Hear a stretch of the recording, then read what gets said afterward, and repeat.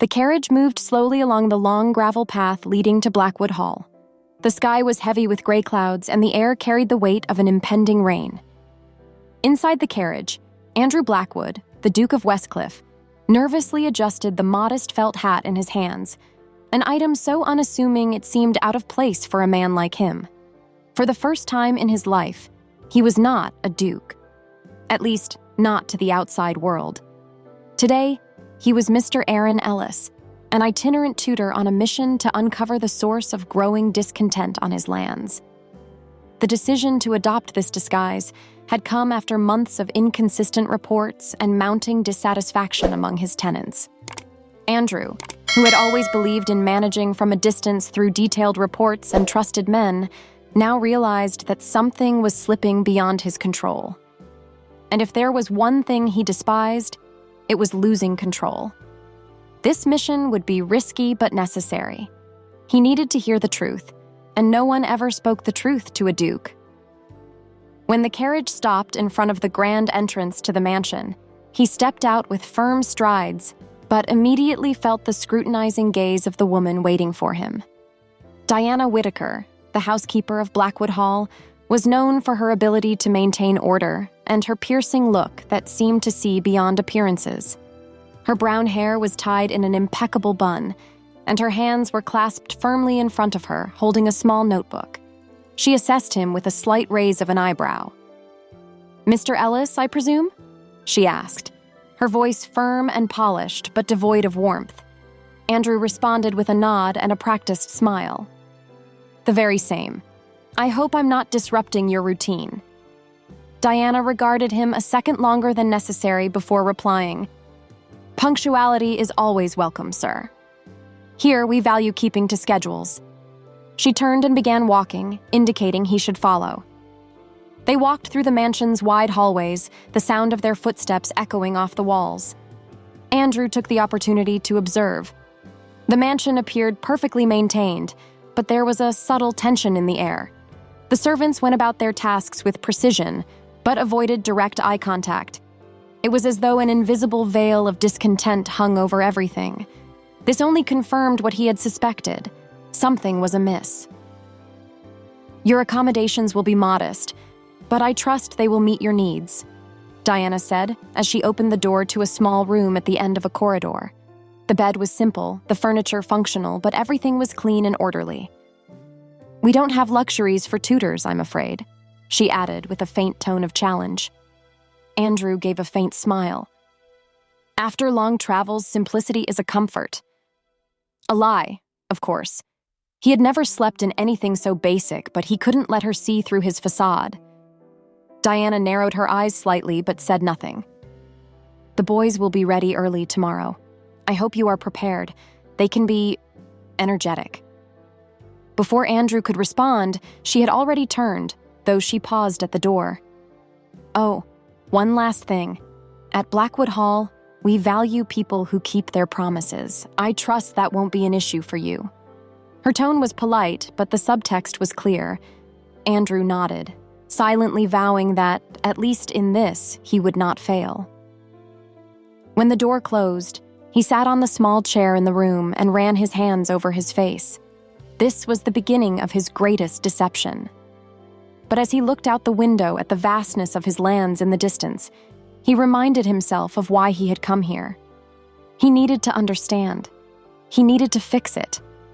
What he didn't know was that along this journey, he would discover much more than administrative issues. He would face challenges that would shake his beliefs and, perhaps, find something he didn't even know he was searching for. The morning sun illuminated the vast fields of Blackwood Hall, but its light did little to dispel the unease Andrew felt. He had risen early, adjusting to the discomfort of the hard bed, and prepared himself for the first day in his new identity. Mr. Aaron Ellis could not afford to falter in projecting credibility, especially with Diana Whitaker seemingly ready to find fault in his every move. Promptly at 9 o'clock, Diana knocked on the door of his modest quarters. "The boys are in the library. I recommend starting with discipline, but don't be overly strict. They test boundaries but respond well to firmness," she said, adjusting the cuffs of her blouse with the precision of someone who did not tolerate disorder. Andrew followed her, noticing that her impeccable posture was almost military. She was far more than a housekeeper. She was the backbone of Blackwood Hall.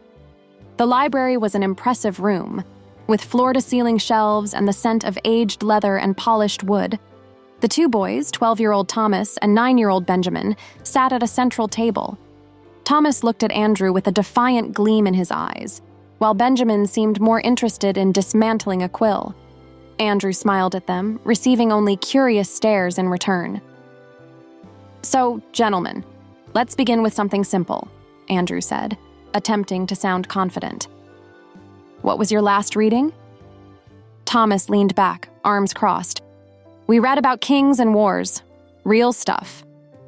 Benjamin murmured, "But I like stories about heroes." Andrew seized the opportunity. "Heroes?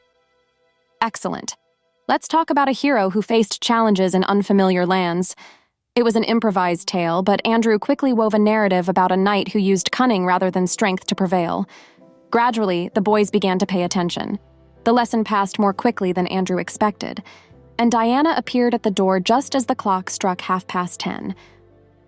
"I trust it was productive," she said, raising one eyebrow slightly. Andrew responded with a reserved smile. "The boys are sharp. They just need someone who knows how to capture their interest." Diana seemed to weigh his response, but said nothing. Instead, she added, "If you've finished here, I suggest exploring the grounds. There's much to learn about Blackwood Hall beyond these walls." Taking her advice, Andrew wandered the gardens, observing the servants and tenants in their routines. Something deeply unsettled him. Though everyone appeared diligent in their tasks, there was a weight in their expressions, as if each chore were performed under an invisible burden. He overheard quick, furtive conversations about high taxes and fear of reprisals if obligations were unmet. It was clear the problem was not merely administrative, it was personal. Returning to the mansion, Andrew found Diana overseeing the organization of the pantry. She seemed to know precisely where everything belonged, correcting the servants with precise yet not unkind instructions. He watched for a moment before asking, "Tell me, Miss Whitaker, have you always been this efficient? Or is that something you've honed here?" Diana didn't smile, but her expression softened slightly. "Efficiency is a matter of necessity. If I don't know what needs to be done, who will?" Andrew realized once again that Diana was the key to understanding what was happening at Blackwood Hall. She knew more than she let on, but her reserved demeanor made it difficult to get close to her. He needed to earn her trust, which would take time and patience. "You seem to understand the challenges of this estate well," he said lightly. Diana studied him for a moment before responding, "Understanding challenges is easy. Finding solutions, that's the real test." As night fell, Andrew sat at the small table in his room, reflecting on the day. He felt he had taken small steps toward grasping the dynamics of Blackwood Hall, but was still far from uncovering the truth. His intuition told him that the problems extended beyond economics or administration. There was a disconnect between the people and the decisions made by those who, like him, were supposed to protect them. Gazing out the window at the darkened fields under the moonlight, he wondered, how far was he willing to go to fix the wrongs on his land? And perhaps more importantly, could it be that he was also learning something about himself in the process? The next morning brought a different atmosphere to Blackwood Hall. The sun peeked timidly through gray clouds, casting a melancholy light over the fields. Andrew, Mr. Ellis, was determined to uncover more than the cold, superficial reports had revealed. He sensed that something awaited him, a buried truth no one dared to share. Shortly after breakfast, Diana appeared at the library door. "The boys have another lesson at 10, but I suggest you use this time to explore the village," she said, handing him a rudimentary map. "The tenants tend to be more honest away from the walls of the manor." It was an unexpected suggestion, but one laden with logic. Diana always seemed to know what to say, even when her words carried a hint of challenge. In the village, Andrew strolled through narrow lanes and past small stone cottages, where entire families worked in silence. The conditions were worse than he'd imagined. Roofs in need of repair, crops scarce, and despair hanging in the air like a shadow. He tried to engage with the villagers, but they treated him with distant politeness. No one seemed willing to speak openly with a stranger. It was only when he encountered an elderly woman bent over a cart of vegetables that he caught a glimpse of the truth. "These taxes are killing us," she said, without looking directly at him. "It's not fair to work so hard and still go hungry." He tried to press for more information, but she quickly fell silent and hurried away, casting anxious glances around. Andrew realized fear was the thread binding this community. Back at the manor, he found Diana in the kitchen overseeing a delivery of provisions. "The village is charming," he remarked, leaning against the doorframe. Diana, without lifting her eyes, replied, "Charming, but full of hardships, I imagine." Andrew noted the tone in her voice, a delicate balance of candor and caution. She knew more than she let on. "Why doesn't anyone speak openly about the problems here?" he asked, his curiosity tinged with accusation. Diana finally looked up, meeting his gaze. "Because words have consequences, Mr. Ellis. Many have learned that the hard way." She turned back to her tasks, cutting the conversation short before he could push further. That afternoon, Andrew decided to observe the manor's daily routine. He saw how the servants worked with almost military precision, but something was missing: joy. Each task was performed efficiently but without enthusiasm. He also noticed subtle signs of tension, like furtive glances exchanged among the staff and whispers that ceased whenever he drew near. When he met the boys in the library, their energy seemed to contrast with the house's somber mood. Thomas and Benjamin, though challenging, were curious and eager to learn. During the lesson, Andrew used the opportunity to probe. "What do you think of Blackwood Hall?" he asked casually. Thomas, ever the bold one, replied, "It's big and full of rules." Benjamin, more reserved, murmured, "Mom used to say it was better before." Andrew tried not to react, but those words lingered in his mind. Later, as he walked through the corridors, he found Diana adjusting the frames in the grand sitting room. He decided to be more direct. "You know this house well, Miss Whitaker. If you could change something, what would it be?" She hesitated for a moment before replying, "I'd give the people more of a voice. But that's not my place, is it?" Her tone was neutral, but there was a trace of bitterness. That night, as Andrew reflected in his room, he felt the weight of his responsibility. He had been the architect of many policies that now harmed his land and his people, yet he couldn't entirely blame the administrators. The bigger issue was his disconnection. He had trusted numbers and reports, but neglected the people. For the first time, Andrew realized his mission wasn't just to discover what was wrong. It was to fix it, not only the land, but also the way he governed it. However, he knew this would only be possible with Diana's help. More than ever, he was determined to earn her trust. After all, she seemed to be the one person who held the secrets that could change everything. The morning mist wrapped Blackwood Hall in a shroud of mystery, making everything around it feel almost unreal. Andrew woke with renewed determination. He knew he was drawing closer to the truth, but he sensed Diana was the key to unlocking it. Her efficiency and knowledge of the estate were undeniable, yet there was something more, a calculated reticence suggesting she knew far more than she let on. That morning, Diana appeared at the library door shortly after breakfast, carrying a bundle of neatly organized papers. "These are the records from the past few years.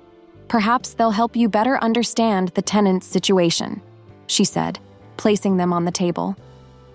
There was a faint provocation in her tone, as if she knew he would struggle to make sense of them. Andrew thanked her, watching as she left before he opened the documents. The numbers were devastating.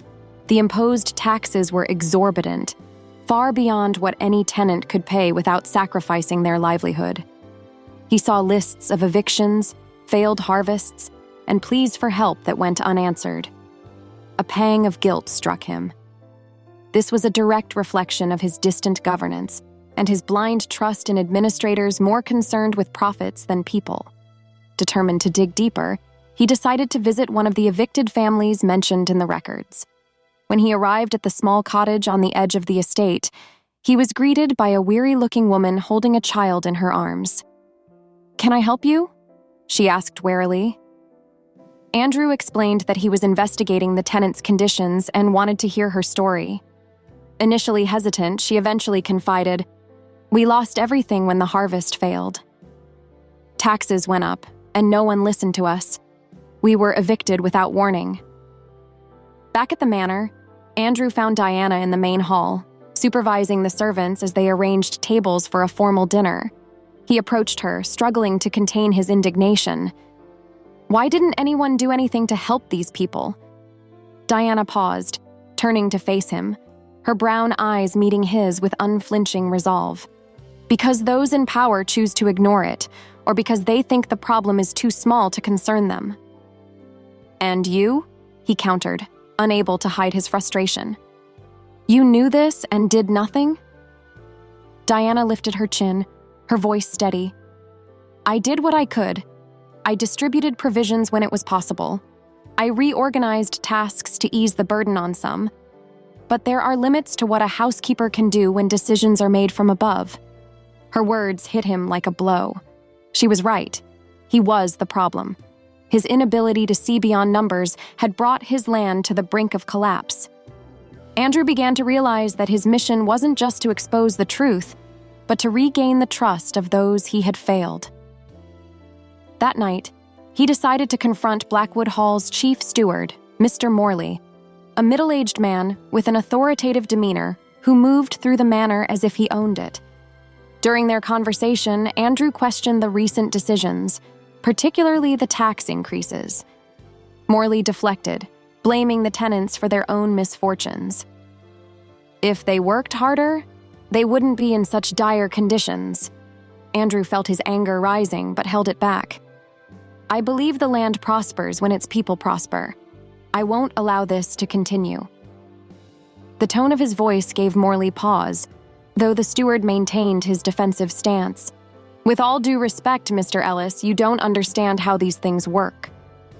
Andrew knew this was his chance to reveal his true identity, but decided to hold off. He still needed to gather more evidence. Later, as he sat in his room reflecting, there was a soft knock at the door. To his surprise, Diana entered unbidden. "You're starting to see," she said, crossing her arms and observing him with curiosity. Andrew looked up, startled. "Why are you helping me?" Diana hesitated before replying. "Because despite everything, I still believe there's hope for this land. And perhaps for you as well." There was something in the way she said it, an unexpected warmth in her words that made him realize how deeply she cared. About the land, about the people, and, somehow, about him. As she left, Andrew understood he faced two challenges. One was to save Blackwood Hall. The other was to earn Diana's trust, which was becoming as vital as the first. The rain fell steadily over Blackwood Hall, casting a somber mood that mirrored the storm of thoughts in Andrew's mind. After his conversation with Diana the previous night, he felt torn between two missions: resolving the problems plaguing his lands and understanding the woman whose strength and determination seemed to rival his own. For the first time, Andrew felt he didn't have all the answers, a disconcerting sensation for someone accustomed to leading. That morning, Diana was in the kitchen, overseeing the preparation of bread to be distributed to the tenants. She appeared busy, but Andrew knew he had to speak with her. He stepped into the room, greeted by the comforting aroma of freshly baked dough. "Miss Whitaker," he began, attempting a lighter tone, "we need to talk about the taxes. Something must be done." Diana didn't look at him immediately, her focus on organizing the baskets. When she finally spoke, her voice was calm but resolute. "Talking is easy, Mr. Ellis. Doing is another matter." Andrew realized she was challenging him again, testing him. "What if I told you I'm ready to do more than just talk?" he asked. Diana finally looked up, studying him intently. Then perhaps it's time to stop pretending to be a tutor and start showing who you really are. Her words struck him like a blow. Did she know? Or was she merely probing? Before he could respond, a servant burst into the kitchen. "Miss Whitaker, there's trouble at the barn. The tenants are arguing with Mr. Morley." Diana dropped what she was doing and quickly headed for the door. Andrew followed, determined to intervene. When they reached the barn, they found a group of laborers led by a tall, broad-shouldered man confronting the chief steward. The voices were loud, and the tension in the air was palpable. "These taxes are impossible," the man shouted. "We're on the brink of starvation, and you keep squeezing us as if it's a game." Morley, arms crossed, looked unmoved. "Rules are rules. You all knew that when you agreed to work here." Andrew felt his patience snap.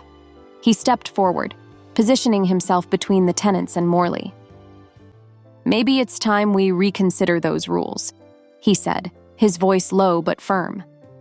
Morley shot him a disdainful look. "With all due respect, Mr. Ellis, you don't understand the complexities of these decisions." Andrew took a deep breath, knowing the moment had come to reveal himself. "Oh, but I do, Mr. Morley. Perhaps more than you realize." He glanced around, taking in the confusion on the tenants' faces and the surprise in Diana's. "I am Andrew Blackwood, the Duke of Westcliffe, and this land is my responsibility." The silence that followed was absolute. Diana stared at him, her brown eyes wide with astonishment. Morley looked as though he might object, but Andrew raised a hand to silence him. "It is my decision that these taxes be reviewed immediately. I will not allow my people to suffer because of poor policies." The tenants exchanged incredulous glances, but Andrew could see a spark of hope in their eyes. Diana was the first to speak. "Duke of Westcliffe," she repeated, as if testing the words. "So all this time?" Andrew nodded, holding her gaze. "I needed to know the truth, and I knew no one would speak it to a duke. But now I want to make things right, and I need your help to do it." She narrowed her eyes, still assessing him. "Your help, is it?" Her tone was teasing, but there was something else. Respect, perhaps? "Well, Your Grace, I hope you're prepared to hear truths that might not be pleasant." Andrew allowed himself a faint smile, feeling the weight of his deception begin to lift. "I expect nothing less." That evening, as the storm cleared and the sky began to brighten, Andrew reflected on the day's events. He had finally revealed who he truly was, but he knew this was only the beginning. The challenges ahead were enormous, but he felt that with Diana by his side, he could face them. Her strength had become the inspiration he hadn't realized he needed. Andrew's revelation echoed through Blackwood Hall. The servants and tenants were stunned to learn that the new tutor was, in fact, the Duke himself. For some, the truth brought hope. For others, distrust. After all, what could an aristocrat, who had never lowered himself to their level, truly understand about their struggles? Andrew knew he would have to prove his commitment to change. The following morning, he met with Diana in the main hall. She seemed more reserved than usual, her expressions carefully controlled. "So, Your Grace," she began, her tone subtly laced with irony. "What will your first grand reform be?" Andrew recognized the veiled skepticism, but chose to remain composed. "We'll start with the basics, reducing taxes and ensuring no one loses their home again. But that's only the beginning." Diana raised an eyebrow, crossing her arms. "Pretty words, but hard to implement. You'll have to face Mr. Morley, and it's no secret he has allies on the management council." Andrew nodded. "I'm ready to deal with Morley. He lost my trust the moment he prioritized profits over people." His voice carried a genuine resolve, and for the first time, Diana allowed a small smile to break through her guarded demeanor. That same day, Andrew summoned Morley for a meeting in his makeshift office. The steward entered with his usual air of arrogance, but when he met Andrew's steady gaze, he hesitated for a moment. "Your Grace, I must say your recent approach is concerning," Morley began. Andrew didn't bother hiding his irritation. "Concerning? What concerns me, Mr. Morley, is how my land was neglected under your supervision. I will tolerate it no longer." The conversation was long and tense, but by the end, it was clear that Morley had no place at Blackwood Hall. "You will step down immediately," Andrew decreed, "and I suggest you reconsider your methods before seeking another position elsewhere." Morley left with his face flushed with anger, but Andrew felt a weight lift from his shoulders. It was a small but necessary step. Meanwhile, Diana had been observing everything from a distance. She hadn't interfered but had paid close attention to every detail. When Andrew found her in the kitchen that afternoon, she seemed deep in thought. "So you've dealt with Morley," she said bluntly. "It was an important move, but it doesn't solve the bigger problems." Andrew agreed, taking a seat on a nearby stool. "I know. That's why I need you.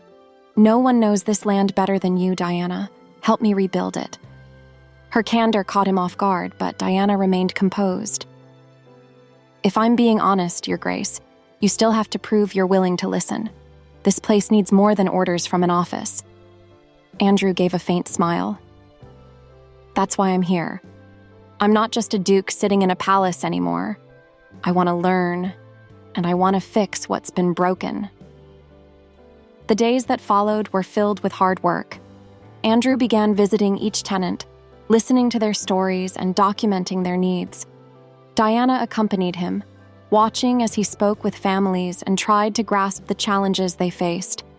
There were moments of tension, but also progress.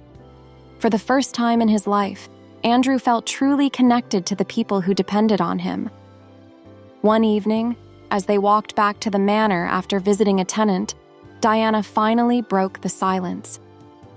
"You're starting to show that you can be different," she said, looking at him with a mixture of admiration and caution. "But there's still much to do." Andrew stopped and turned to face her. "And I will. I promise you, Diana. I won't let these people down. Or you." Diana averted her gaze, clearly moved but unwilling to show too much. "We'll see, Your Grace. We'll see." As they continued walking, Andrew sensed a shift between them. It wasn't just the relationship of a duke and his housekeeper. It was something deeper, something he knew would take time to fully understand. When they reached the manor, Andrew realized he wasn't just building a better future for Blackwood Hall. He was also rebuilding himself. And while there was still much work to do, he felt that with Diana by his side, he could face any challenge. After all, she wasn't just his most valuable ally. She was becoming the woman who occupied a place in his heart he never thought existed. The days at Blackwood Hall began to take on a different rhythm. The air, once heavy with tension, felt lighter, though the work was far from complete. Andrew kept himself busy listening to tenants' stories, reorganizing the estate's finances, and dismantling the last remnants of Morley's neglectful administration. Diana, as always, remained by his side, offering practical advice and sharp observations. Yet, there was something deeper lingering between them, an unspoken connection that neither dared to admit. One afternoon, Andrew found Diana in the garden, overseeing the gardeners as they planted new flowers. The fresh scent of soil filled the air, and the soft sunlight highlighted the delicate contours of her face. He approached slowly, careful not to interrupt. "You seem to be turning this garden into something extraordinary," he said, observing the newly planted blooms. Diana smiled faintly, her eyes still on the gardener's work. "A garden is like the land. With care and attention, it can flourish, but if neglected, everything dies." Andrew remained silent for a moment, letting her words resonate. "Blackwood Hall isn't just my responsibility, it's my home. I want it to be a place where everyone can thrive," he finally said, his voice carrying a sincerity that surprised even himself. Diana turned to him, studying his face. "That's not something I'd expect to hear from a duke," she replied, her tone teasing but her eyes reflecting a warmth he rarely saw. "Maybe I'm learning," he said, allowing a genuine smile. Diana shook her head, saying nothing more. Instead, she gestured to the freshly planted flowers. "These will take months to grow, but they'll be worth the wait." Andrew understood her meaning. It was more than just flowers. It was a metaphor, a message he grasped completely. That evening, as they dined at the large wooden table in the kitchen, Andrew decided to break the barrier that still lingered between them. "Diana," he began, setting his wineglass down, "I need to know something. Why did you never give up on Blackwood Hall even when everything seemed against you?" She looked at him, caught off guard by the question. After a moment, she answered, "Because this land is more than stones and fields. It's where I grew up. It's where my father devoted his life. I couldn't abandon it even if I wanted to." "You are the heart of this place," he said softly, surprising himself with the tenderness in his voice. Diana looked away, but he caught the faint blush on her cheeks. "And you, Your Grace, are its mind," she replied, masking her emotion with a playful tone. Andrew smiled but didn't let the moment slip. "Perhaps together we can make it whole again." The days that followed brought more progress. Andrew began implementing the reforms he had promised, reducing taxes and redistributing resources to the families in greatest need. The tenants began to show something he hadn't seen in years: genuine gratitude. Diana, too, seemed more open, allowing Andrew to see a more relaxed and warm side of her. They laughed together and shared stories during their work, moments that became the highlight of his days. The emotional culmination of their journey came during a ball Andrew organized to celebrate the changes at Blackwood Hall. He insisted that everyone, tenants and servants alike, be invited, breaking the rigid social norms of the time. Diana, reluctant at first, eventually agreed to attend. When she entered the hall in a simple yet elegant cream-colored dress, Andrew felt his breath catch. For the first time, he realized just how much she meant to him. As the music played, he approached her. "Would you dance with me?" he asked, extending his hand. Diana hesitated, but finally accepted. As they moved across the floor, he spoke in a low voice meant only for her. "You've transformed this place, Diana, and you've transformed me too." She looked at him, surprised, but saw the sincerity in his eyes. "You didn't need to change," she replied with a gentle smile. "You just needed to remember who you really are."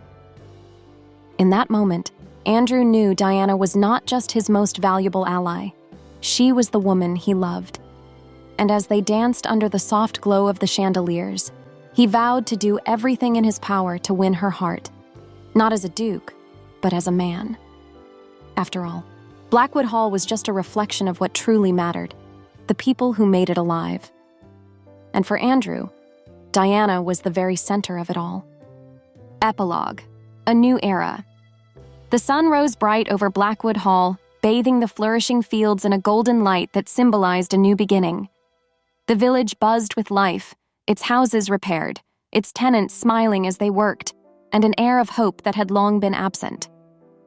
Dressed simply, Andrew strolled through the gardens, the crisp morning air invigorating him. Blackwood Hall had finally become the home it was always meant to be. Diana stood at the manor's front entrance, organizing the delivery of materials for the latest renovation. Efficiency remained her hallmark, but there was a lightness about her now, a smile more frequent, a demeanor more at ease. As Andrew approached, she glanced up, greeting him with a warm yet teasing nod. "Your Grace," she said with a playful tone that had become part of their rapport.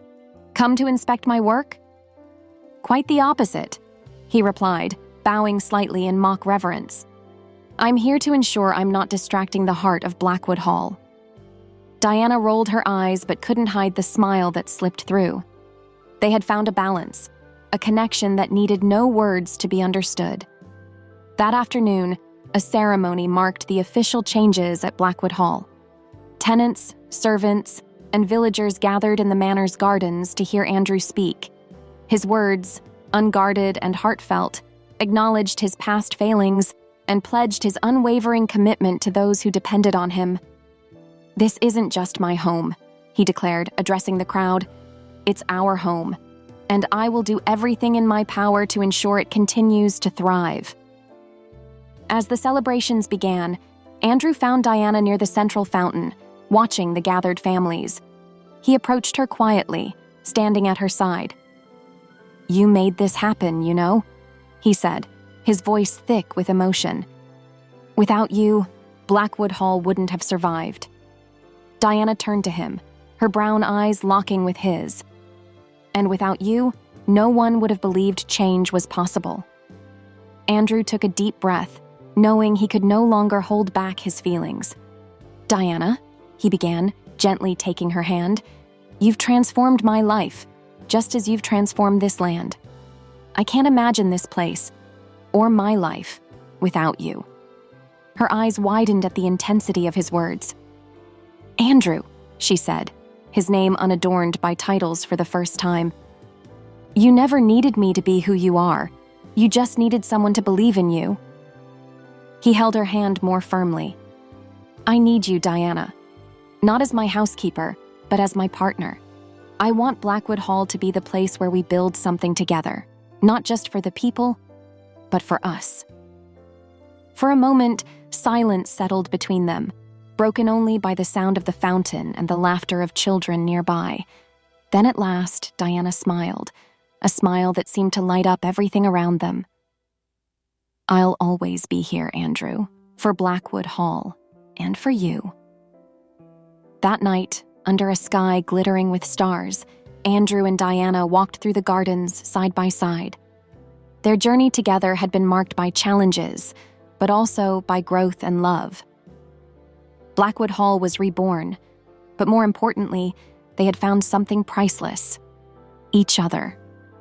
As the future stretched out before them, both knew they could face anything together. For the true strength of any land lies not in its stones or fields, but in the people who bring it to life. And now, Blackwood Hall was more alive than ever. If you enjoyed the story of Andrew and Diana, imagine an even more intriguing scenario: a duke on a blind date, mistaken for an ordinary man.